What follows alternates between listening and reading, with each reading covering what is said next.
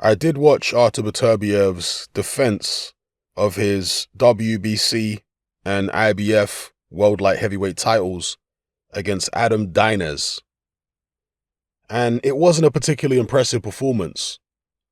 Some people pointed out that he's had performances like this before, for example, when he fought Enrico Colling a few years ago. But be that as it may, it wasn't Beterbiev at his best by any stretch of the imagination. I have to imagine that ring rust could have played a part in that, because he'd been out the ring since 2019, October 2019, to be precise, when he stopped Alexander Vozdek in the 10th round of that unification. So been out the ring a long time, stepped in against Deines, and Deines was game. He did have some ability. He wasn't a complete tomato can or anything like that. He had ability. He was tough. He landed plenty of left hands on Artur Beterbiev throughout the fight. And look, Beterbiev's never been the most difficult guy to hit, but you don't want to see him getting hit consistently by an opponent like Deines, who, again, he's solid, but he's not setting the world alight, is he, in the light heavyweight division? So you don't want to see Beterbiev getting hit that consistently by a guy like that. It doesn't bode well moving forward, because Beterbiev is now 36 years of age. He's no spring chicken. This is why he was moved so fast. Well, one of the reasons he was moved so fast, because he's only had 16 professional fights, all knockouts. He obviously had a tremendous number of amateur fights, which is why they can move a guy like this so fast. But again, they have to because of his age. So 36, how long is Beterbiev going to be the consensus #1 light heavyweight? Obviously, there's Dmitry Bivol out there. They haven't sorted out that part of the equation yet. And I believe the WBO? I think the WBO title is vacant, with Bivol having the WBA.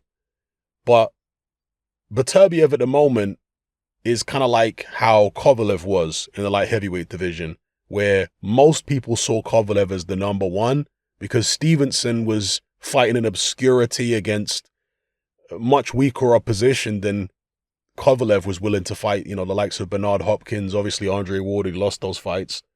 And obviously when Ward beat Kovalev, he then became the consensus #1 at light heavyweight. Even though he wasn't the undisputed, he wasn't the lineal, that was Adonis Stevenson, of course, but the majority of fans, fighters, pundits, and so on felt like Ward was the man in the division after he beat Kovalev a couple times.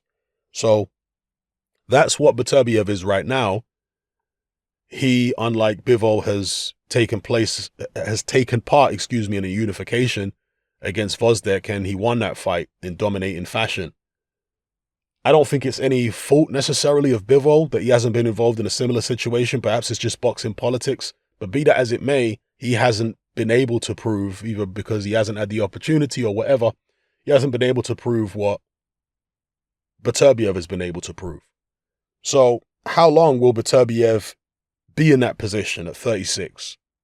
Do you think that his days are numbered? Do you think that one of these young guys, these young up-and-coming fighters, could actually take over from him? I'm pretty sure Dmitry Bivol is a good deal younger than Beterbiev, so perhaps, and how old is Bivol? Is he like 31? Something like that? 32 maybe? Or maybe he's still in his 20s. Pretty sure he's quite young.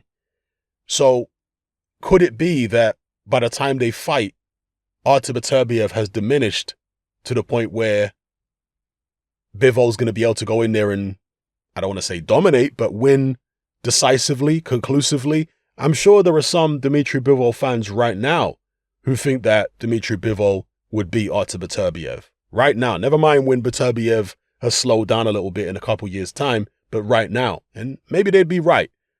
But the way it's looking currently, is there any unification prospects on the horizon? Because I haven't really heard about any kind of Artur Beterbiev Bivol talk lately. Hopefully that fight can get done, because, as I always say, I prefer to see fighters face each other when they're both at their peak. This is why I love this undisputed fight between AJ and Fury, because both guys are at or close to their peak. So that's what we like to see. And hopefully this Bivol Beterbiev fight can happen sooner rather than later as well. But let me know what you guys think in the comments below about Artur Beterbiev's performance against Dmitry Bivol. Were you impressed? Dmitry Bivol. There's wishful thinking. Artur Beterbiev's performance against Adam Deines. God, I always butcher these names. Adam Deines. I want to say Deines, but Deines. Let's call him that. I think that's what the ESPN commentary team were calling him. What do you feel about his performance against Deines? Did you think it was a good performance? Did you think that when you take ring rust into account and so on, that it was acceptable? Or did you think it was alarming that he was getting hit with so many left hands? And by the way, just to talk a little bit more about the fight, he dropped Deines in the first round. Deines seemed to become accustomed to Beterbiev's power, so he was taking the shots better. And that does happen in boxing quite a bit. I remember when Frank Bruno fought Mike Tyson the first time, after getting dropped in the opening seconds of the bout, Bruno took Mike Tyson's punches much better after that. Sometimes you just get caught cold, or you just haven't warmed up to the feeling of taking shots. I've heard some fighters talk about getting hit real hard early in a fight, and it makes them numb. And after that, they don't really feel the other punches. Generally speaking, I never felt punches. You know, when you get hit in a ring, because people who have never boxed, people who have never been punched in the face, they always ask you, does it hurt getting punched in the face? Not really. It's a weird feeling. It's like a jolting feeling, but it doesn't hurt. It's not pain. If you get a cut, or if you get like a bruise or a fracture in your face or something like that, or, you know, busted nose, then you can start feeling pain in your face. But generally speaking, getting punched in the face doesn't hurt when you get hit. It's just a kind of weird jolting feeling, you know? And where was I going with this? I forgot where I was going. I was talking about Beterbiev. Deines. Yeah, he warmed up to taking the shots, and he was taking them better as the fight progressed. But also, I think Beterbiev started to throw a lot of pity-patty shots. And I don't know whether he was doing it to try and lull Deines into a full sense of security, or whether he was, hiding some kind of injury, whether he just felt flat and unmotivated. I don't know. But as the fight progressed, Beterbiev really wasn't sitting down on his shots. And maybe he's done that in other fights, but he certainly didn't do it in the Alexander Gvozdyk fight. I nearly said Usyk. He certainly didn't do it in the Gvozdyk fight. Gvozdyk, by the way, has retired since that loss to Artur Beterbiev, which I find very interesting, because, of course, he did get stopped by Beterbiev in the amateurs. And for me, when they had their rematch in the pros, Gvozdyk was intimidated from very early on. And I think that, I think it's possible that Beterbiev is Gvozdyk's boogeyman, or bogeyman, as we say in the UK. I think it's possible that's his boogeyman, and therefore he doesn't want to be around in boxing. I believe that the fact that Beterbiev is the #1 light heavyweight right now has contributed to Gvozdyk decided to call it quits. It is what it is. That's my personal opinion. But Deines was able to take Beterbiev's shots, partly because he warmed up to him, and partly as the fight progressed, particularly into the latter rounds, because Beterbiev was just not sitting down on a lot of the punches.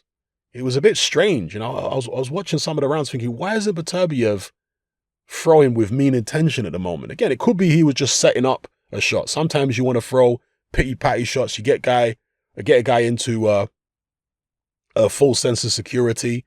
You can line him up for something, by throwing pity-patty shots. Make him feel like your power is diminishing. And then he might get brave and you can walk him onto a shot. So anyway, let me know what you guys think about Beterbiev's performance. Was it a good performance? Or was it a sign of decline? Was it a sign of ring rust? Let me know in the comments below.